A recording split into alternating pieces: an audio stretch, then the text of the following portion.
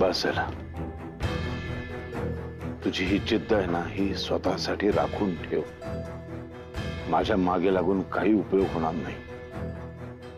या स्पर्धेमध्ये तू जिंकली पाहिजेस. तू विजयी झालीस तर सर्वात जास्त आनंद मला होईल, सर्वात जास्त.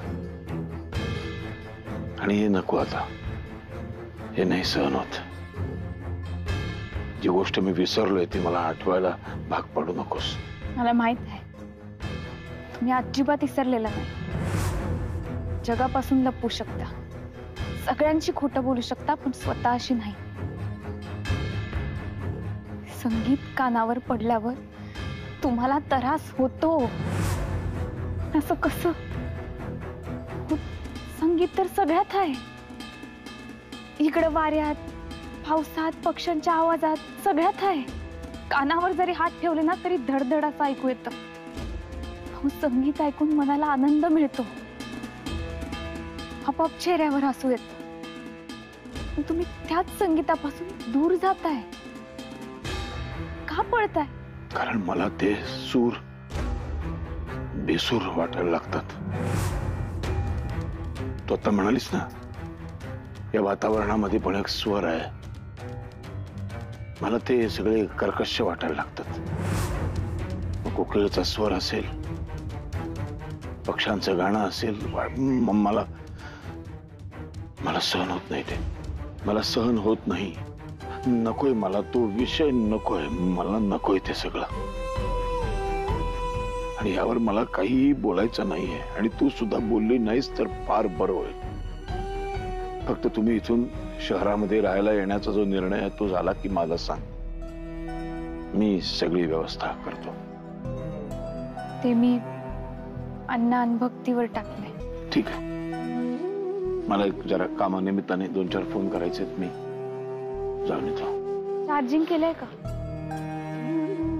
हो आहे, 50% आहे. मगाशीच बघितलं. नाहीतर बोलता बोलता परत हरवलात तर, चार्जिंग संपलं तर लोकेशन पाठवता येणार नाही ना, म्हणून विचारलं.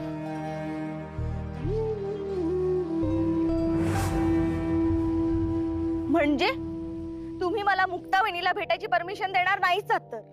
नाही म्हणजे नाही. बाबा, मी तुम्हाला विचारते, मी वहिनीला भेटायला जाऊ की नको? माझाही निर्णय नाहीच असा आहे आणि तूही हट्ट करू नकोस. पाहिलंच रे, पाहिलं हे दोघंही कसे अडून बसलेत. ते मुक्ता वहिनीला माझी गरज असताना सुद्धा हे मला जाऊ देत नाहीये तिच्याकडे. बाबा ऐका ना, मुक्ताताईला खरंच तू गरज काही आहे. बोलूच नकोस. हे बघ, आमचा निर्णय झालाय. जे कुटुंबाच्या हिताचं आहे ते सगळ्यांना मान्य करावं लागेल. ठीक आहे, मान्य आहे मला तुमचा निर्णय. नाही जाणार मी. आणि तुम्ही हा जो निर्णय घेतला ना माझ्या बाबतीत, मी सुद्धा घेणार, जो कुटुंबाच्या भल्यासाठी असेल.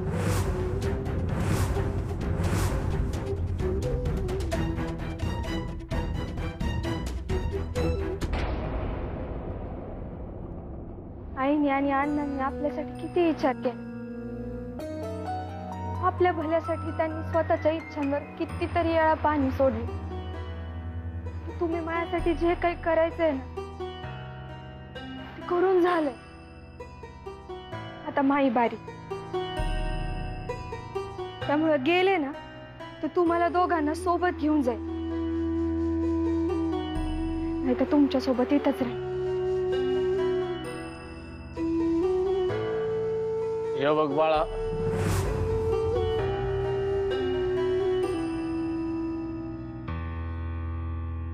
भक्ती, अग तू इथं राहिलीस तर मला काहीच अडचण नाहीये.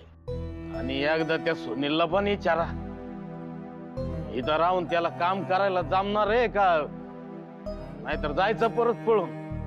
अण्णा, तो कुठंच पळून जात नाही, कारण त्याला चांगलंच माहित आहे शहराबाहेर पुढे जाऊन लपला ना तरी दादा त्याला नक्कीच शोधून काढते. आणि हीच भीती त्याला पळू देणार नाही. भक्तीचंही म्हणणं मला पटतंय. तुमच्या दोघांची काळजी तर घ्यायलाच पाहिजे, आणि त्यासाठी तिला इकडेच राहायला लागलं. पण गावात तिचं काहीच भवितव्य नाही. 4 पैसे मिळतील असं कोणतीच कसब नाहीये तिच्यात. हेच तिला शहरात जाऊन शिकता येईल. तुम्ही माव ऐकत का नाहीये हे कळत नाही मला. मी नाही गाव सोडू शकत. शहरात नेऊन कायला आयुष्य कमी करत आहात. त्या शहरात दरवाजा उघडला तरी समोर भीती दिसत, खिडकी उघडली तरी समोर भीतीच, आणि आभाळ भागायचं म्हणलं तर मग कच्चीवर जावं लागतंय. इथं बघ बर, नजर खिडकीतनं जाऊ दे नाहीतर दरवाजातनं जाऊ दे, गाडी डोंगर आभाळाचं दिसत राहत. हे पापोरीनो, तुम्ही आमची काळजी करू नका. तुम्ही जा शहरात. अरे आमचं आयुष्य काय आहे, इथं गावातच वाढलं. इथं आनंद मिळवायला कारण शोधायला लागत नाही पोरीनो. गावातल्या कुणी येता जाता साधा राम राम घातला तरी लय आनंद मिळतोय. पोरींनो, आता आमच्या आयुष्याचा शेवटचा टप्पा आहे, पण तुमच्या पुढ्यात अख्खं आयुष्य पडलंय. आमचा विचार करून स्वतःला मागं ढकलू नका ग. आणि आम्ही पण येत जाऊ ना तिथं आधी मध्ये भेटायला तुम्हाला. आणि तुम्हाला वेळ मिळाला तर तुम्ही पण इथं यायचं. भक्ती, अगं जरा डोकं लाव, आमची काळजी सोड आणि तुझ्या भविष्याचा विचार कर.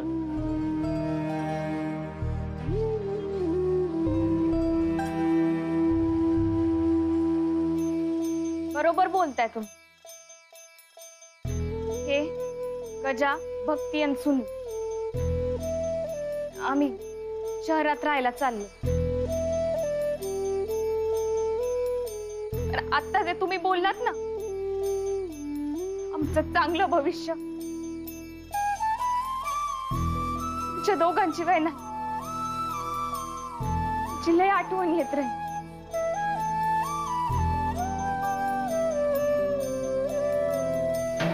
चल विश्वास, काय रे? चाव्या सापडत नाही, चाव्या शोधतोय. म्हणजे सापडत नाही म्हणजे? अहो सगळ्या रूम शोधल्या, कुठेच नाहीये. असं कसं नाही सापडत? आता जायचं कसं? सायकल नाही, हा? हा? आजपासून सायकल घेऊन जायची. यापुढे कामाला जाताना सायकलने जायचं, कारण गाडीच्या चाव्या तर मी लपवून ठेवल्यात. काय वेळ लागला का तुला? आम्ही सायकलने जायचं? कारण आरोग्य, फिटनेस, निरोगी आरोग्यासाठी सायकल चालवायलाच हवी. आणि हा कुटुंबाच्या भल्यासाठीचा निर्णय मी घेतलाय. विश्वास, राहू दे. डुप्लिकेट चावी आहे माझ्याकडे. तुझा डाव फसला. अहो काका, मला माहितीये त्या गाडीच्या एक्स्ट्रा चाव्या तुमच्याकडे आहेत ते, म्हणून मी त्या गाडीची 4ही चाकं पंक्चर केली आहेत.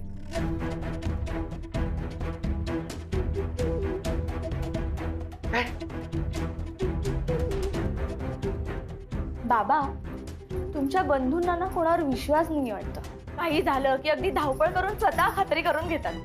तू खरंच चाकं पंक्चर केलीस? याचं उत्तर मी नाही, तेच देतील.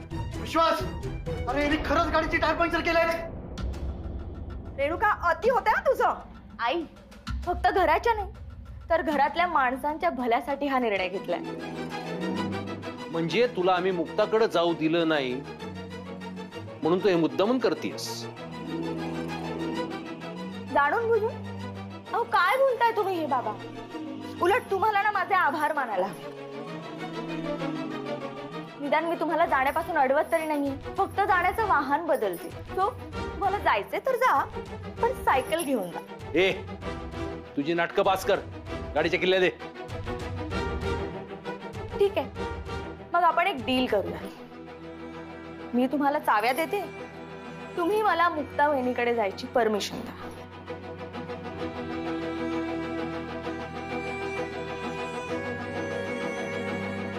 पटकन निर्णय घ्या. काय तो वेळ नाही आपल्याकडे. आमचा निर्णय झालाय. आम्ही सायकलने जाऊ, पण तुला परवानगी मिळणार नाही. चल रे दादा.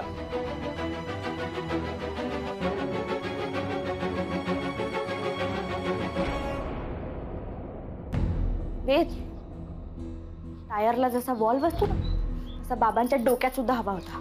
काय बोलतेस? त्यांच्या डोक्यात जी हवा भरली ना ती काढता आली असते आपल्याला. दादा तुम्ही म्हणाला त्याबद्दल बोलले मी सगळ्यांशी. झाला ना निर्णय? येत आहे ना आमच्याकडे राहायला? अण्णा हे गाव सोडून यायला तयार नाहीये.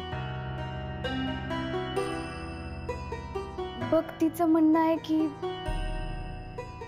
सुनीलला तसे आई वडील नाहीयेत आणि तिला त्यांची लई काळजी वाटते. त्यामुळे तिचं असं म्हणणं आहे की ते दोघं इकडं अण्णा आणि आई बरोबर राहतील, म्हणजे त्या दोघांनाही आधार मिळेल आणि यांची पण सोय होईल. आम्ही आहोत ना, का आम्ही आई वडील होऊ शकत नाही? अहो नका चिडचिड करू. आत्माराम, कुसुम नाही, मला अगदीच समजते की राहतं घर आणि गाव सोडून जाणं खरंच खूप कठीण आहे. पण व्यांच्या घरी कसं राहायचं, लोक काय म्हणतील असा जर विचार करत असाल ना तर तसा नका करू.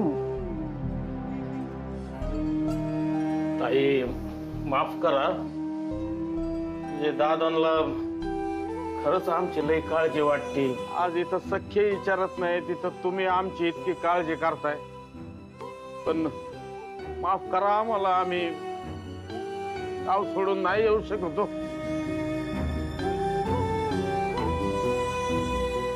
आणि मुक्ता, तुझं काय ठरलंय? तिकडे येणार आहे, पण भाड्याने खोली घेऊन राहू आम्ही. वाह, छान. पुढं माग भक्तीची समजूत काढून तिला आणि सुनीललाही तिकडे घेऊन जाऊ. दादा म्हणाले तसं भक्तीलाही काहीतरी शिकवता येईल आणि तिलाही काम करता येईल. घरातले सगळे जर घराबाहेर काम करत राहिले तर घर पण व्यवस्थित राहील. तुझं घर व्यवस्थित चालेल, आमचं काय? आम्ही कोणाच्या तोंडाकडे बघून जगायचं?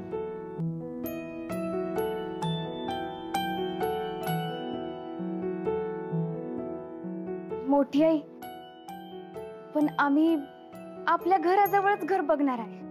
हा, हे छान आहे, पण आपल्या घरामध्ये राहायला येणार नाही. मला कधी कधी असं वाटतं ना, एक वेळ सून भांडकुदळ असती, कचा कचा माझ्याशी भांडली असते ना तरी चाललं असतं, पण ह्याच्यासारखी हट्टी नको. मावं काय दोघं वडील कमी हट्टी आहे?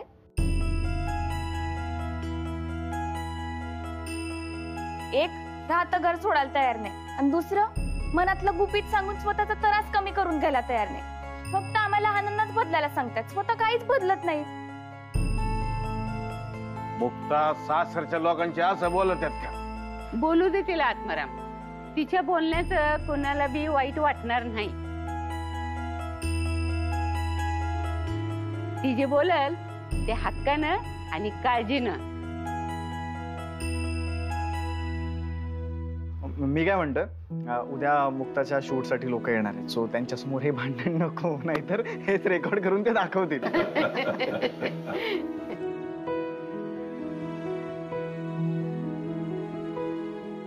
कुसुम, भक्ती, गजा आणि तो सुनील तो कुठे? ते बाहेर बोलत आहेत.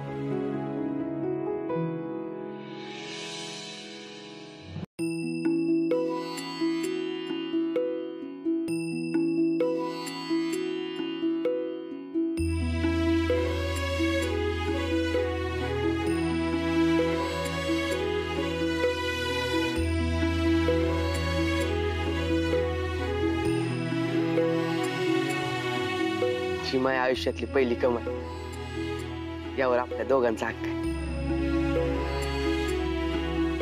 काम जरा अवघडच होत, आयुष्यात अशी अंग मेहनत कधी केली नाही ना, त्यामुळे त्रास होत. पण हे पैसे हातात पडलं आणि सगळी अंगदुखी गायब झाली. हा, लबाडी करून मिळालेला पैसा आणि शिव अंग मेहनत करून कष्टाने कमवलेला पैसा ज्यावेळी हातात पडला तेव्हा त्याचा स्पर्श वेगळा होता.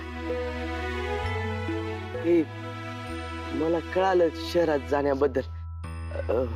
आपण दोघं बी जाऊया शहरात आणि दोघं बी काम करूया. मला आणखी एक बोलायचं होतं.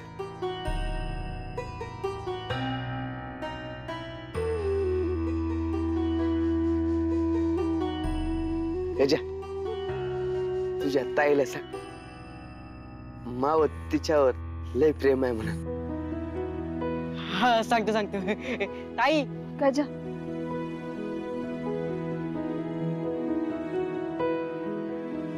मावा सध्या तरी कोणावरच प्रेम नाहीये. फक्त घरच्यांवर मावा ओझ पडू नये असं वाटतंय. म्हणून शहरात जाऊन पुढचं शिक्षण घ्यावं, म्हणजे गावात परत येऊन जास्तीचे 4 पैसे मिळत आई अण्णांचा आधार होता येईल. माव ठरले आता असंच करायचं. पण मी तर राहून काय करायचं? मला शहराच्या शाळेत जायचं होतं. गजा, अरे तू इथल्या शाळेत पण जाऊन शिकू शकतो ना. आई अण्णांना एकटं सोडणं मला आता बरोबर वाटत नाहीये. आणि आता आपल्यालाच आई अण्णांचा आधार व्हावा लागेल. मी बोललो मी इथं राहून काय करायचं? आज जसं केलं ना तेच करायचं. घाम गाळायचा, पैसे कमवायचे. मेहनतीचा पैसा हातात पडल्यावर जेवढा आनंद होतो ना त्यापेक्षा लय मोठा आनंद कुटुंबियांच्या चेहऱ्यावरचं सुख पाहिल्यावर होतो. त्यासाठी त्यांची जबाबदारी घ्यावी लागते. आणि जे तुम्ही बोलून दाखवलंय सगळ्यांसमोर, मला माहिती आहे तुम्ही सगळ्यांची काळजी घ्या.